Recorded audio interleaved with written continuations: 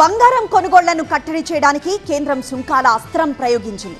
తద్వారా విదేశీ మారక ద్రవ్య నిల్వల క్షీణతను అడ్డుకోవడానికి చర్యలు తీసుకుంది. అసలు సుంకాల బాదుడుకు దారితీసిన పరిస్థితులేంటో చూద్దాం. బంగారంపై బాదుడుకు కారణాలు.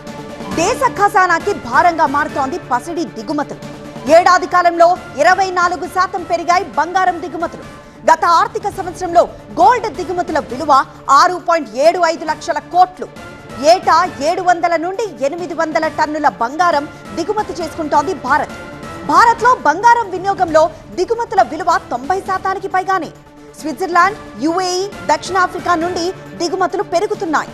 రూపాయి విలువను మరింత బలహీనపరుస్తోంది ఈ దిగుమతుల భారం. విదేశీ మారక ద్రవ్య నిల్వలను హరించి వేస్తోంది గోల్డ్ ఇంపోర్ట్స్. ఈ ఆర్థిక పరిస్థితులను చక్కదిద్దడానికే బంగారంపై కేంద్రం కొత్తగా బాదుడు వేసింది.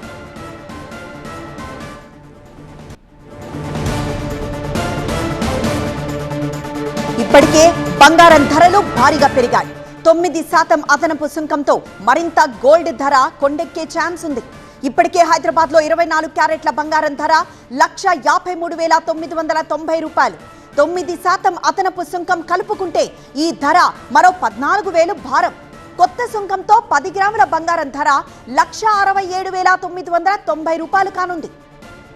బంగారం కొనకండి అంటూ ప్రధాని మోదీ మొన్న ఆదివారం నాడు సికింద్రాబాద్ సభ వేదికగా యావత్ దేశానికి పిలుపునిచ్చారు. ఏడాది పాటు పెళ్లిళ్ల సందర్భంగా బంగారం కొనుగోలు చేయకూడదని ఆయన సూచించారు. దిగుమతి వస్తువుల వాడకం తగ్గించినా ఆపేసినా అది దేశభక్తి అవుతుందంటూ మోదీ చెప్పారు.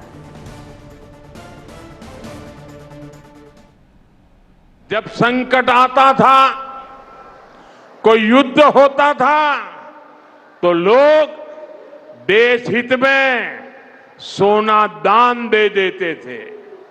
आज दान की जरूरत नहीं है, लेकिन देश हित में हमको ये तय करना पड़ेगा कि साल भर तक घर में कोई भी फंक्शन हो, कोई भी कार्यक्रम हो, हम सोने के गहने नहीं खरीदेंगे, सोना नहीं खरीदेंगे.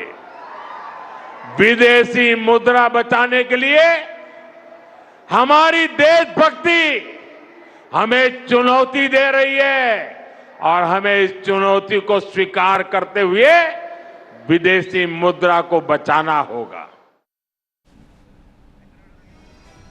ఈ 9% అదనపు సుంకాల భారంతో బంగారం, వెండి, ప్లాటినం ధరలు అమాంతం పెరుగుతాయి. అటు మోదీ పిలుపు, ఇటు ఆర్థిక పరిస్థితులు అన్నీ కలిసి వెండి, బంగారం ధరలు కొండెక్కేలా చేశాయి. ఇప్పటికే పెరిగిన బంగారం, వెండి ధరలతో జనం కొనుగోళ్లను తగ్గించేశారు. ఈ కొత్త పరిణామాలతో గోల్డ్ సేల్స్ మరింత తగ్గే ఛాన్స్ ఉంది.